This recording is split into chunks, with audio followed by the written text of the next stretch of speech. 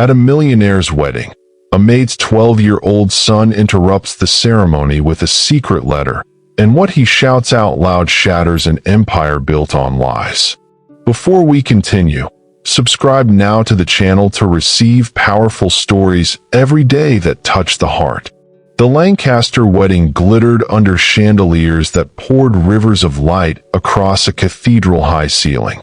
Cameras blinked like watchful eyes, catching every breath, every smile, every whisper loaded with status. Velvet runners softened footsteps while the string quartet sculpted the air into ceremony and certainty. Politicians clasped hands with financiers, each greeting a contract disguised as courtesy. Reporters hovered at the edges, smelling headlines in the perfume of money and vows. In the last row, a boy in worn-out clothes sat upright, his shoulders squared against the room's indifference. Lucas Miller, 12, clutched a folded paper that had kept him awake for nights. Beside him, his mother Angela squeezed a napkin until it twisted like rope. She had brought him so he wouldn't stay alone, praying the crowd would never notice him. At the altar, William Lancaster, 45, breathed power as if it were oxygen. The minister lifted the book. The music softened. Even the cameras seemed to hold their blink. A hush rolled over the hall like velvet pulled tight across a drum. Lucas stood, small and stubborn, the paper trembling like a wounded bird in his hand. His voice rose, thin but piercing, slicing the stillness in a single bright line. "That's not the truth, Mr. Lancaster," he said, and every heart missed the next beat. Heads snapped as one, a field of startled masks turning toward the sound. The minister froze mid-syllable, a word dangling between heaven and the carpet. The bride's veil rustled, a whisper of silk that sounded suddenly like a warning. A security guard shifted, calculating distance, speed, the angle of intervention. William's smile hardened into porcelain, flawless and fragile, one knock from shattering. Angela half rose, her whisper breaking into a plea that didn't quite become a word. Lucas felt the room lean on him, heavy as a verdict and bright as a stage. The folded paper dug into his palm, ink pressing memory into skin. He swallowed, tasted dust and courage, and lifted the letter for all to see. "This is from your father," he said, the vowels trembling but the meaning steady. A gasp tremored through the guests, jewelry chiming like nervous bells. Phones came up, tiny mirrors capturing fear, hope, scandal, proof. The quartet faltered, a violin string buzzing against a finger gone cold. William took one step forward, and the crowd took 2 steps back. Somewhere, a reporter mouthed, "Keep rolling," because something irreversible had begun. Lucas saw the exit doors, the guards, the wrist that would clamp down and erase him. He saw his mother's eyes, dark with love and the kind of fear that teaches silence. He heard the minister cough, a polite attempt to rethread a ceremony already unraveling. He heard the cameras breathing, mechanical lungs hungry for confession. "Please," Angela whispered, but the word arrived too late to change a destiny. William said, "Remove him," and authority marched out of his voice like soldiers. Lucas lifted the page higher, and the paper glowed in the chandelier's storm. "Your father made a promise," he said, "and you broke it." The veil trembled, the ring flashed, the aisle became a fuse burning fast. A security hand closed on Lucas's sleeve, fabric creaking like a warning hinge. The boy pulled in a breath he would not be able to return. He opened the letter as if opening a locked window in a burning house. Words waited on the page, old ink waking like thunder after years of drought. Around him, power bent, eyes sharpened, and alliances loosened at their seams. And before anyone could decide what to do with him, Lucas began to read. The Lancaster wedding wasn't just a ceremony. It was a fortress built out of reputation. Crystal chandeliers dripped constellations across crimson carpets trimmed like a crown. Tables gleamed with silver cutlery lined with the precision of a military parade. A wall of orchids breathed perfume that masked the metal scent of ambition. Dignitaries spoke in polished riddles, trading futures behind champagne smiles. The orchestra's cellos rolled like tame thunder beneath diamond chatter. Near the back, the invisible places belonged to people who made the visible shine. There, in a chair with a threadbare cushion, sat Lucas, trying not to be seen. His sneakers were scuffed, his t-shirt faded, his jacket a size too small. He watched everything. The timing, the glances, the little knots of whispered plans. He counted exits, measured distances, and felt the letter heat his palm. He remembered Angela's warning, "Be quiet, be patient, be safe." He had promised to try, but the truth had its own pulse and breath. It thumped in his ears like a second heartbeat that wouldn't be ignored. And when he stood, it wasn't rebellion. It was the only way to breathe. They had arrived earlier, slipping through the staff entrance like shadows. Angela had asked permission to keep him near because the apartment felt too empty. The head of staff had nodded, indifferent, already juggling disasters in his head. Lucas had sat with a plastic cup of water and the ache of being almost welcome. He watched his mother iron a napkin with her hands, smoothing worry into neat folds.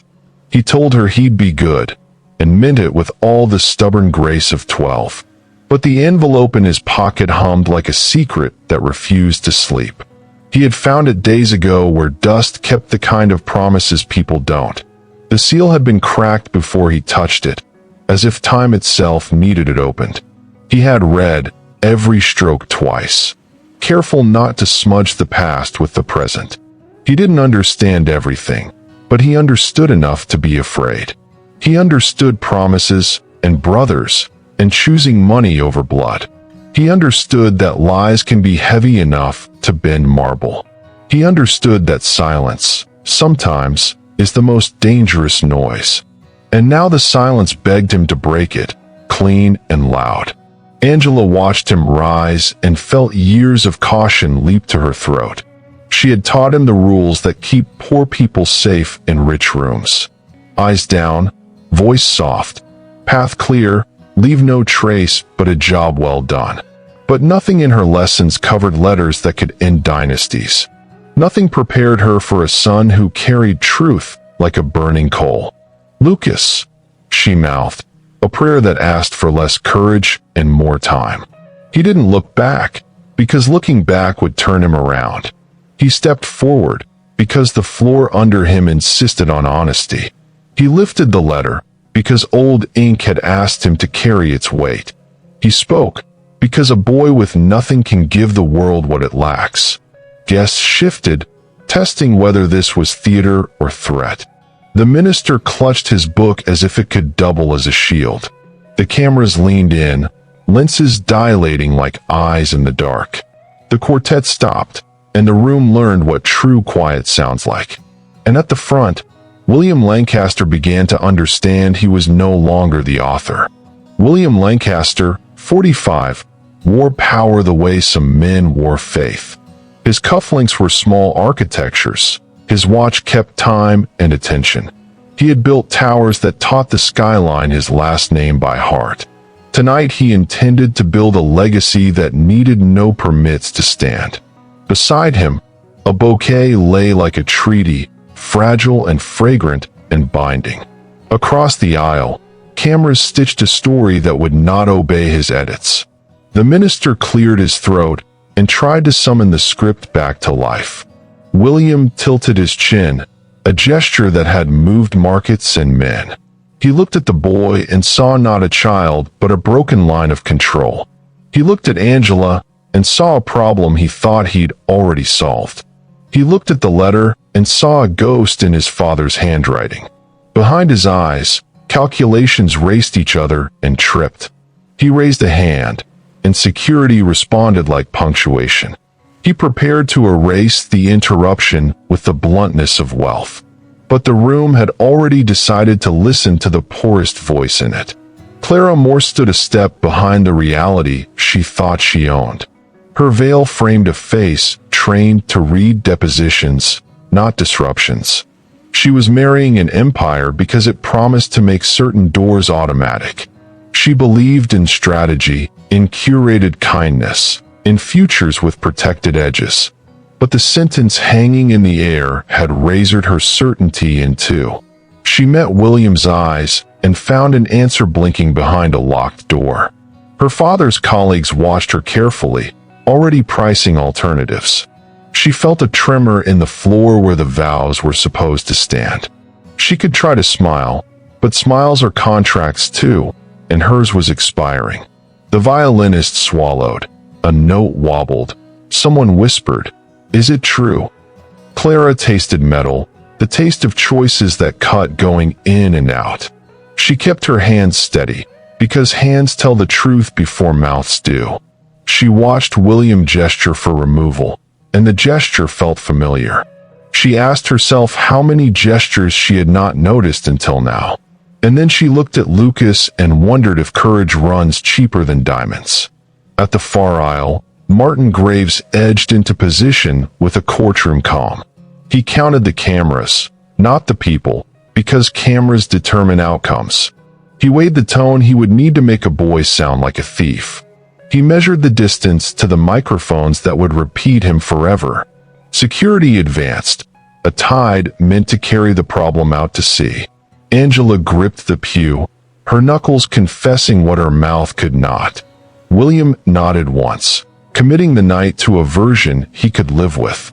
Lucas unfolded the paper, and the room tilted toward the ink. The minister stepped back, because this was no longer his ceremony. Clara breathed out, a whisper that sounded like a beginning and an ending. Graves rehearsed a sentence that could puncture a child without leaving a mark. A reporter texted a producer, and the word live brightened in red. Somewhere near the back, a young man lifted his chin as if finally seen. The quartet lowered their bows and let history play unaccompanied. And before the guard's hands could close, the letter opened the night like a blade. "This is from your father," Lucas said, and the chandeliers seemed to listen. He smoothed the creases as if smoothing a century of family noise. The paper smelled of cedar and closets and promises kept in the wrong place. Ink crawled across it in a hand that had learned to build and to bless. He searched for the line that had cracked sleep and certainty in half. He found it and felt it thrum in his fingers like a small, fierce engine. Guests leaned forward, pulled by the gravity of old words waking. Cameras inhaled, microphones leaned, silence padded closer to hear better. William took 3 steps that looked like 2, trying to own the distance. Angela shook her head, small and helpless, while her son did what truth asked. Clara did not blink, because blinking is a luxury when everything shifts. Graves placed a hand on a guard's sleeve and squeezed a tactic into it. Lucas wet his lips and braced his voice against the ballroom's cold shine. He lifted his eyes and let them meet the man at the altar without flinching. And then he read the first sentence that no one expected to survive the light. William Lancaster swore never to betray his brother, but he did. The line hung there, simple as gravity and twice as unforgiving. A jeweled bracelet chimed against a glass, nervous and too bright. A whisper skittered along the pews like a rumor finally finding proof. A man coughed, a woman laughed, both sounds wrong in their own ways. Clara's mouth parted, not for breath, but for truth arriving uninvited. William's jaw ticked, a clock that had just discovered a missing hour. Graves smiled without teeth and calculated the cost of denial. Angela closed her eyes, because sometimes sight is too much to carry. Lucas looked down at the next line, feeling it burn through the paper. He pictured a basement, a box, a seal already tired of being strong. He pictured a hand older than his years writing a last instruction. He pictured the difference between empire and family and chose. The orchestra leader lowered his baton as if lowering a flag, and the room, full of witnesses, became a witness to itself. William raised his hand toward the soundboard in a move too practiced. One nod could cut microphones, muffle truth, restore the script by force. Graves whispered, "Now," to a guard who understood signals better than vows. Clara stepped 1 inch into the aisle, a distance that meant everything. A reporter mouthed, "Get the uncle," without knowing why he said it. Somewhere, a door clicked as if answering a question no one had asked. Lucas felt the next sentence prowling under his tongue, ready to pounce. He thought of nights spent reading by phone light, of ink and breath and choice. He thought of Angela's hands, rough from work, soft from love, steady from faith. He thought of the word betrayal and how it tastes like pennies and thunder. He held the paper tighter, because the future sometimes needs a handle. He lifted his chin, because children must look up to pull giants down. He began the next line, because stopping is just another kind of lie. The guard lunged, because delay is defeat when truth is speaking. And in the doorway behind the crowd, an old face arrived like a reckoning. The guards lunged forward, their black suits slicing through the golden light as the crowd scattered into nervous clusters. Gasps filled the air like broken glass, shattering the once celebratory atmosphere. One grabbed Lucas by the arm, his grip bruising, the kind of force reserved for troublemakers, not 12-year-old boys. But Lucas didn't cry out. He tightened his fist around the letter, holding it high so every camera lens could see the trembling page. "This is from Mr. Lancaster's father." His young voice echoed through the cathedral-like hall, cutting sharper than the organ chords still reverberating in memory. William's face, normally a mask of calm arrogance, hardened into panic, his jaw clenching as if he had swallowed fire. The bride stiffened, her veil trembling as whispers rippled like waves through the crowd. Angela rose half out of her chair, her hand outstretched toward her son, but fear pinned her down. And all around them, the guests whispered the same unspoken question. What kind of boy dares to ruin a millionaire's wedding? William raised a hand, his voice deeper than the orchestra's bass, commanding like steel, "Remove him immediately." His tone snapped the guards into obedience, but it also snapped the room into doubt. For if he were innocent, why was he so desperate to bury a child's words? Phones hovered higher, the glow of live streams spreading the scandal far beyond those gilded walls. Angela's lips moved silently in prayer, her eyes locked on Lucas, who refused to be silenced.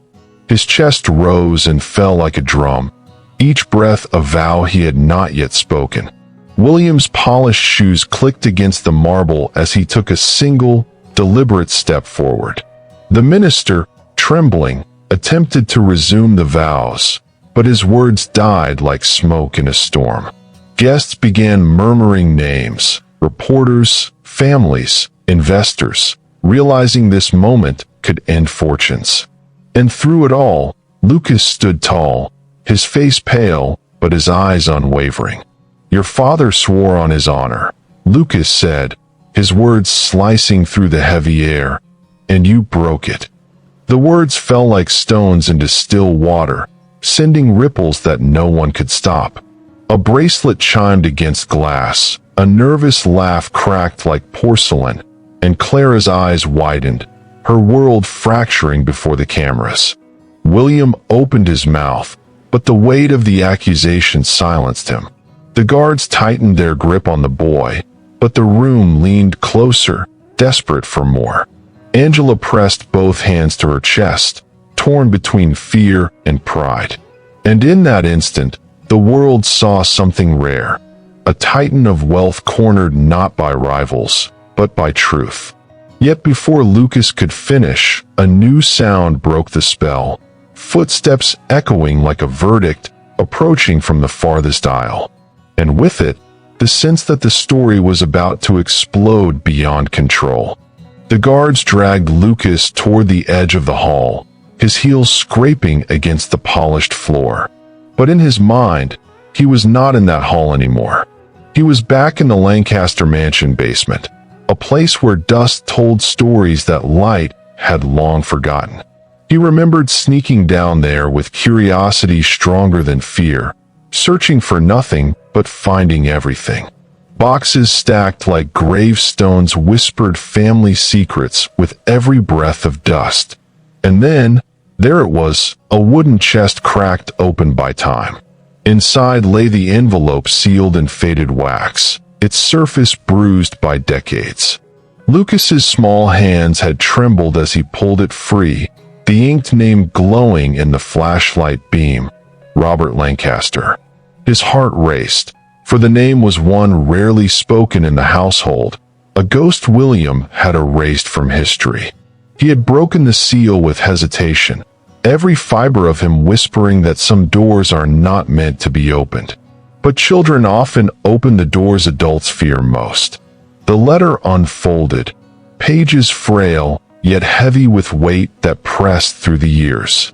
The words spoke of blood bonds, promises carved in trust, and betrayal that burned bridges between brothers. Lucas read them once, then twice, each line sinking into him like nails hammered into his memory. He didn't understand everything, the legal language, the veiled threats, but he understood betrayal, and betrayal was enough.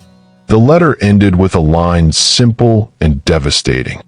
Truth must belong to the one who values it, not to the one who sells it.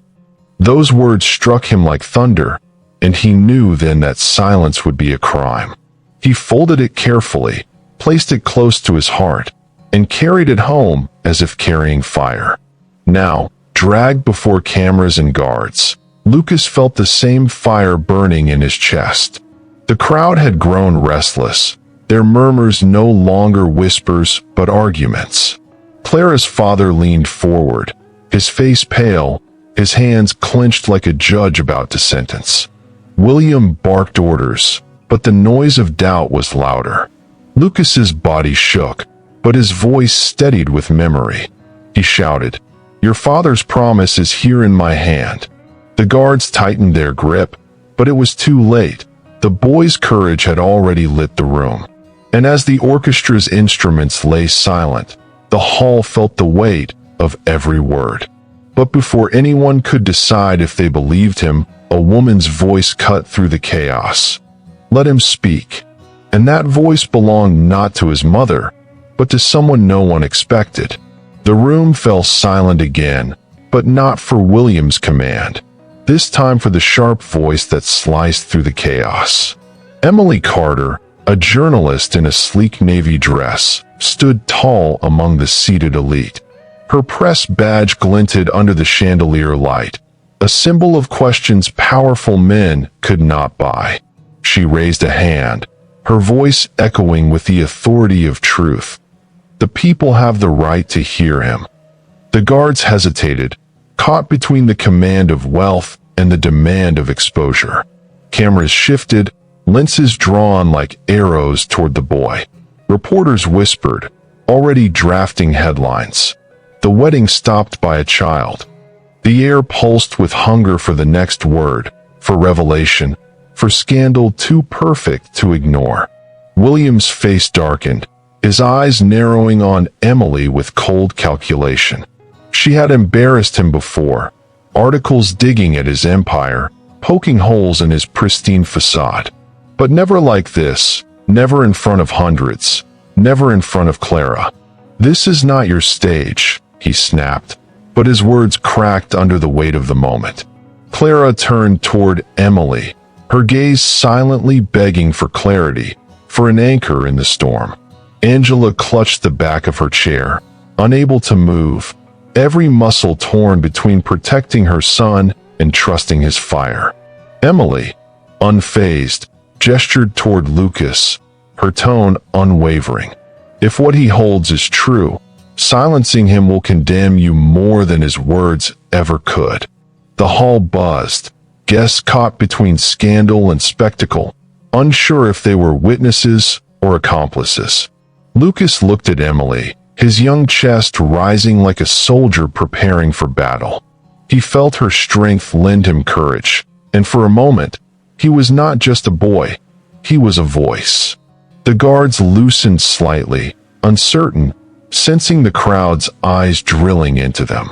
William's lips pressed into a hard line, his empire hanging by a thread thinner than the veil behind him. Emily nodded once, urging Lucas forward. His hands trembled as he unfolded the letter, the pages shaking like fragile wings in a storm. He cleared his throat, his voice soft but sharpened by the silence. And then he read aloud the words that turned the celebration into a trial. But no one was prepared for how devastatingly simple the truth would be. The boy's voice, high but steady, rang out against the vaulted ceiling. William Lancaster swore never to betray his brother, but he did. The words ricocheted across the marble floor, bouncing off chandeliers and crashing into hearts. A gasp rolled through the hall like thunder, a collective disbelief that fractured the air. Clara staggered, her hand flying to her mouth, her bouquet wilting in her grip. The minister froze mid-syllable, his book lowering as though its words had lost all meaning. Guests turned to each other, murmuring frantically, their faces pale under golden light. Phones lifted higher, recording every second for the world outside. On screens everywhere, comments exploded, hashtags forming like wildfire. William's hand tightened around the edge of the table, his knuckles whitening with rage. Clara's voice cracked, her question trembling into the microphone. "Is it true?" She turned to William, searching his face for denial, for defense, for anything but the silence that followed. William didn't answer, his lips pressed tight, his stare locked on Lucas like a predator cornered. The lawyer, Graves, stepped forward, his words smooth and rehearsed. "This is a child's fantasy, a stolen paper, a lie." But his voice faltered under the sheer electricity in the room, where truth felt more real than power. Lucas's heart hammered, but his voice rose louder. "I didn't steal it. I found it where you hid it." His eyes glistened, but he refused to look away. The audience leaned forward, torn between spectacle and justice. Angela clutched her son's name silently in prayer, tears brimming. Clara dropped her bouquet, petals scattering like promises broken too easily. William finally spoke, his tone low and venomous. "You don't know what you're saying, boy." But Lucas held up the letter again, shaking yet unbroken. "It's written here," he said, in his own hand, "and everyone will hear it." The crowd erupted in gasps and murmurs, the tension mounting with every breath. And just when William thought he could crush the moment, a new voice rose from the back of the hall. It was a name forgotten, a ghost resurrected, and its arrival would shatter the room. From the farthest corner of the grand hall, a figure emerged, tall and composed, his presence cutting through the chaos like a blade through silk. Gasps rippled across the guests as whispers passed from mouth to mouth. Edward Lancaster, the estranged nephew, long erased from the family narrative.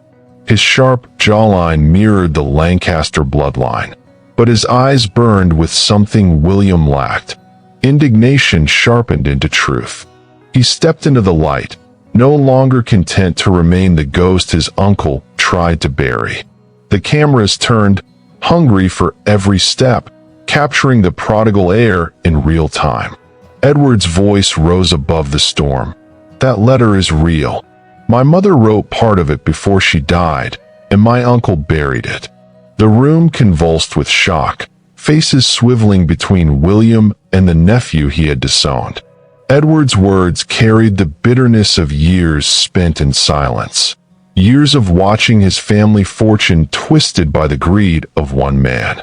His fists clenched at his sides, trembling not with fear, but with justice long denied. "You promised her, uncle," he said, his tone laced with both pain and fury. "You swore our legacy would not be built on lies." Clara's veil quivered as she took a step back, her faith in William evaporating before her very eyes. William's face drained of its confident glow, veins tightening in his neck as rage simmered beneath the surface. Angela whispered a prayer, holding Lucas close as the boy's revelation gained power from Edward's return. For the first time, William's empire looked vulnerable, the weight of betrayal tilting the scales. The guests erupted into frantic debate, some standing, some demanding answers, others glued to their screens as the live stream exploded online. Reporters whispered furiously, noting that a family rift was now playing out in the most public arena imaginable. Edward looked directly at Lucas, nodding as if to acknowledge the boy's courage, as though truth had chosen its unlikely messengers. The orchestra's instruments, abandoned on their stands, glistened like weapons waiting to be picked up again. William's glare turned deadly, aimed at both the boy and the nephew now standing against him. He opened his mouth, but before he could unleash his fury, his lawyer stepped forward, his voice ready to turn the tide. Martin Graves, polished in his gray suit and armed with a calm that dripped with poison, slid into the spotlight like a serpent. His thin smile betrayed no warmth, only calculation, and his glasses reflected the glare of 100 cameras. "Ladies and gentlemen," he began smoothly, "do not be deceived. This child stole property from the Lancaster estate, and this so-called heir has always sought to discredit his uncle." His words, rehearsed and precise, attempted to lace the air with doubt.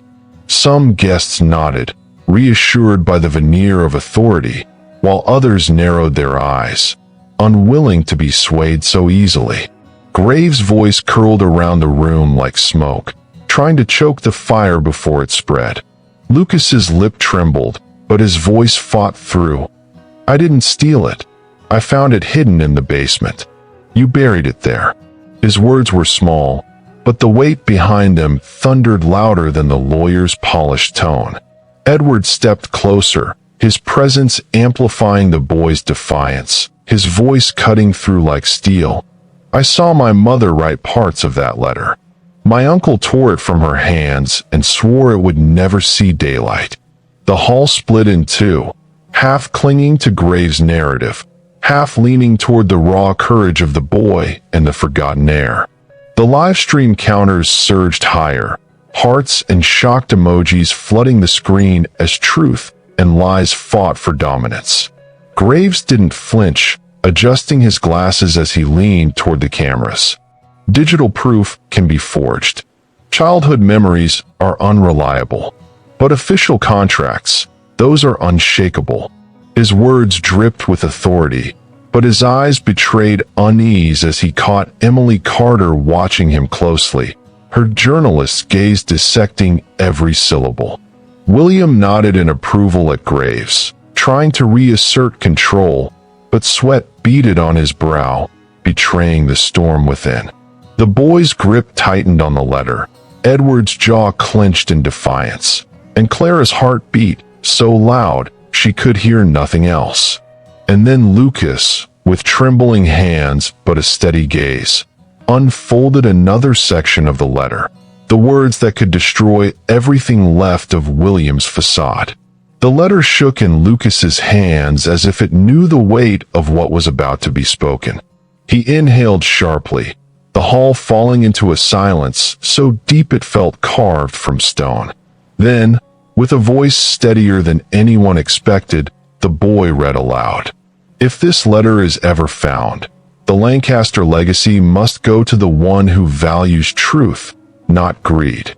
The words crashed like waves against marble, echoing through the hall and into the waiting microphones. Gasps erupted, some guests clapping their hands to their mouths, others shaking their heads in disbelief. Clara staggered, her bouquet falling to the ground, petals scattering like a broken promise at her feet.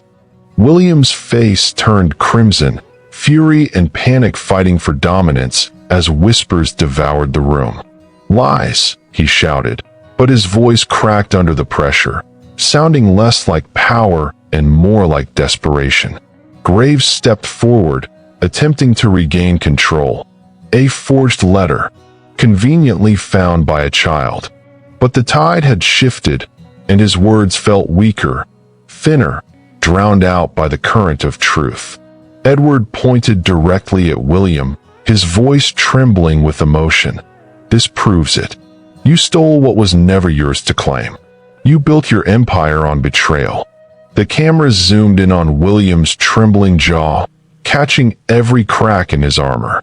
Guests began to murmur louder, some rising to leave, unwilling to witness the collapse, while others leaned forward, hungry for the scandal.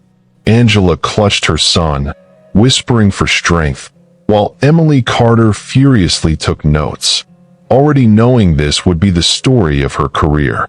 Clara's face hardened, her tears no longer from confusion, but from revelation. She looked at her groom with new eyes, eyes that saw a man stripped of illusions. And just as the tension seemed unbearable, Clara took a step forward, her voice rising in a way that froze the entire room. Her choice, her demand, would either expose the truth or bury it forever. Clara's veil shimmered under the chandelier, but her face was no longer that of a bride. It was that of a woman betrayed, her heart and mind breaking in front of hundreds. She stepped forward, her hands trembling as she pointed at William. "Tell me," she demanded, her voice cracking yet loud enough to pierce the hall. "Is this letter real?" The crowd froze, every camera lens locked onto her face, every guest waiting for the answer. William's lips parted, but no words came, only the hollow silence of a man cornered by truth. Clara's tears streaked her makeup, but her eyes never left his. She needed no answer. Silence was already an admission. She turned to the audience, her voice stronger, more resolute. "I will not marry a man who builds his life on lies." Gasps shook the air as she lifted her hand, pulling the diamond ring from her finger with deliberate precision.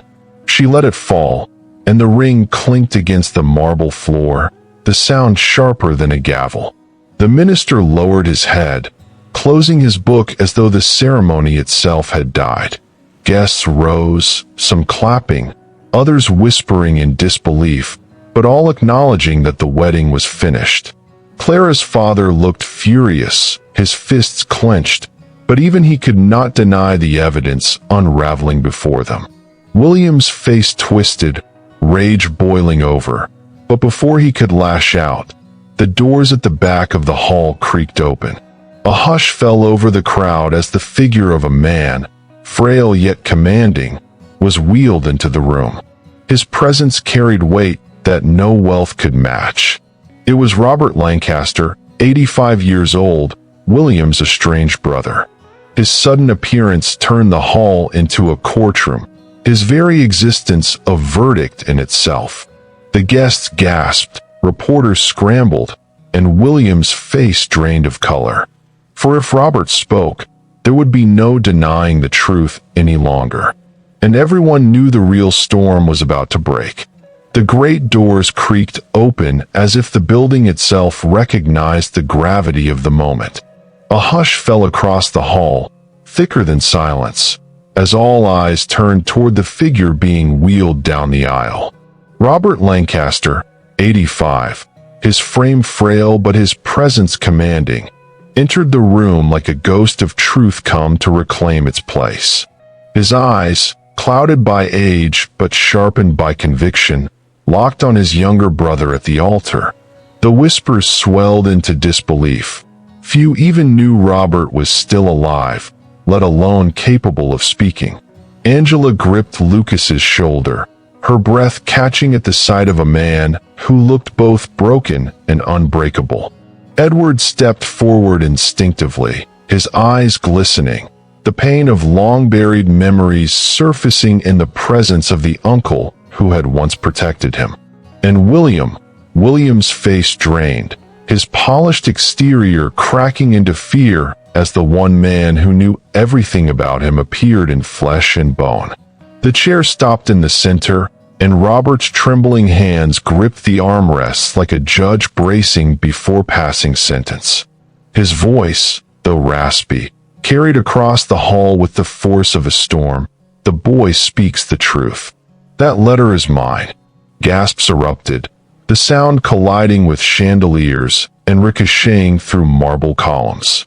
William shook his head furiously, denying even as his body betrayed him.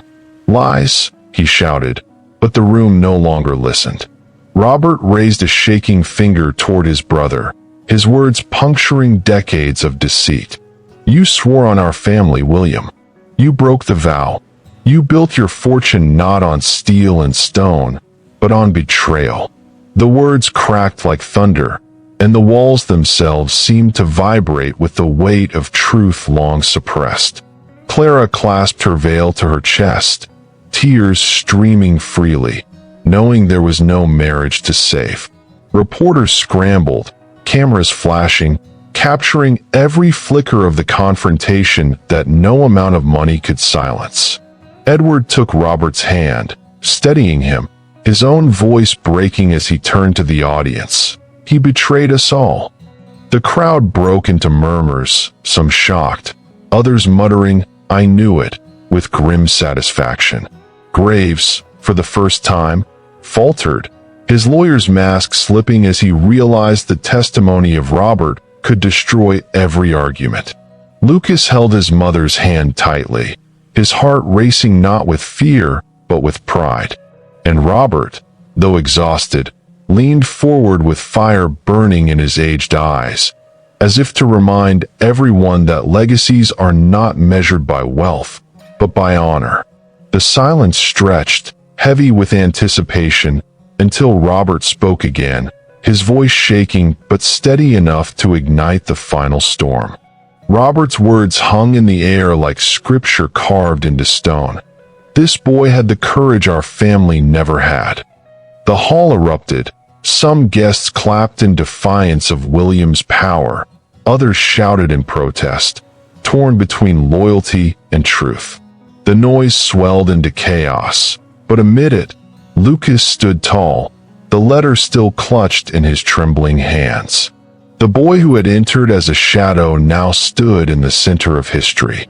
William's fists clenched at his sides, his body trembling with a fury that boiled past his control.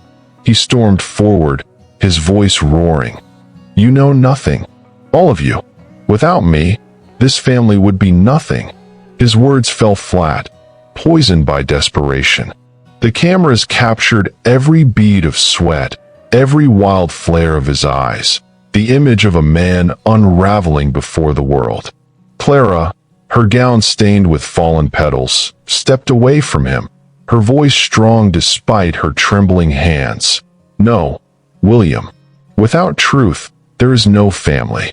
The guests erupted, her words striking harder than any accusation.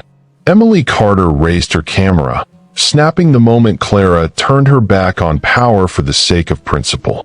William froze, caught between rage and humiliation, as Robert banged his cane against the marble floor, the sound echoing like a gavel.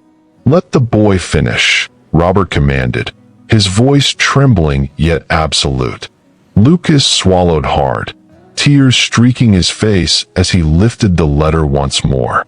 His words, though young, carried the weight of generations. The Lancaster legacy must belong to the one who values truth. His voice cracked, but did not break. The crowd erupted again, some rising to their feet, others shaking their heads, but all eyes locked on William as his empire crumbled in real time. Graves tried to interject, shouting about forgery, but his words drowned in the sea of disbelief and outrage. Edward stepped beside Lucas, their bond unspoken but clear. The truth had found its protectors. Cameras streamed the chaos worldwide, hashtags surging, news anchors breaking into live broadcasts. William's hand shot out to grab the letter, but Lucas stepped back, Edward shielding him, Robert glaring with authority no court could deny. The hall teetered on the edge of violence, of collapse, of something irreversible. And then Clara, raising her voice above the storm, made a choice that sealed the night forever. Clara's voice cut through the roar, sharp as glass. This wedding is over. She pulled her veil from her head and let it fall, white silk fluttering like surrender. Only it was not hers, it was his. The minister closed his book with a snap, stepping away, as if refusing to bless a man unworthy of vows. Guests gasped, some applauding, others rushing toward the exits, desperate to escape the scandal that had detonated before their eyes. Clara yanked the diamond ring from her finger and hurled it across the hall, the sharp clink against marble echoing louder than William's fury. Reporters dove for the shot, cameras capturing the jewel lying abandoned, the perfect metaphor for love traded for lies. William reached for her, but she recoiled as if his touch could burn. "You deceived me. You deceived everyone," she spat, her tears turning into fury. William's empire collapsed in those moments, not from contracts or lawsuits, but from the weight of public truth. Investors in the room whispered urgently into phones, already severing ties with the man whose foundation was built on betrayal. Clara's father turned his back on him, his support vanishing as quickly as his alliances. Graves, sensing the futility of defense, stepped quietly toward the door, abandoning the man he had once shielded. Edward raised his voice for all to hear. "We will bring this to court. Your lies will not survive the law." And for once, William had no words, only the heavy breath of a man cornered by his own sins. His shoulders hunched, his eyes wild, his empire dissolving before cameras and witnesses. Angela wept into her hands, her relief crashing against years of fear, while Lucas stood frozen, realizing the power of what he had unleashed. Robert lifted his cane, slamming it against the floor once more, his declaration final. "Without integrity, there is no legacy." The words reverberated through the marble like a verdict, undeniable and eternal. William's mouth opened, but nothing came, his silence the loudest admission of all. The guards stepped back, no longer willing to defend him. Their loyalty evaporated in the presence of truth. The great chandeliers shimmered above, not in celebration but in judgment, casting light on a man stripped bare. The hall, once filled with vows and music, now felt like a courtroom where the verdict had already been delivered. But before the night could end, a final scene waited, one that would transform shame into something greater. The chaos subsided into a heavy silence, broken only by the clicking of cameras and the rustle of guests leaving in disbelief. Lucas stood trembling, unsure if he had destroyed or saved his mother's life, but his hand never let go of hers. Angela pulled him close, whispering, "You were brave, my son, braver than anyone here." Tears stained her cheeks, but pride glowed in her eyes, a pride no scandal could erase. Edward placed a hand on Lucas's shoulder, his voice low but filled with reverence. "You did what none of us could. You spoke the truth aloud." And in that moment, the boy who had once been invisible became the voice that turned an empire inside out. Robert, his body frail but spirit unbroken, raised his hand for silence. The hall obeyed, the weight of his authority undeniable even in his age. He gestured for Lucas to step forward, his eyes shining with something rare, gratitude. "From this day forward," Robert declared, "the Lancaster name will not be remembered for lies, but for the courage of a boy who valued truth over fear." The words sent a ripple of emotion through the crowd, some clapping, others wiping tears, all witnessing a legacy reborn. Lucas's lips quivered, but his eyes burned with something stronger than tears: hope. Cameras flashed, capturing the boy, the mother, the forgotten heir, and the patriarch as symbols of a family restored not by wealth, but by honesty. The final scene etched itself into memory: Robert lifting Lucas's hand high, Edward standing proudly at his side, Angela weeping with dignity, and Clara walking away with her head held high. William stood alone, his empire crumbling in the background, the once mighty groom abandoned in the ashes of his lies. Headlines lit up across the world within minutes. The maid's son interrupted the millionaire's wedding, and what he said out loud shocked everyone. And as the doors of the grand hall closed behind them, Lucas looked back once, his small hand still in his mother's. For the first time, the boy who had always been invisible realized the truth. He had spoken, and the world had listened. If this story touched your heart, subscribe to the channel now. Activate the bell and share. This way, you'll help us bring you more moving stories that impact and transform lives. Thank you so much for your support.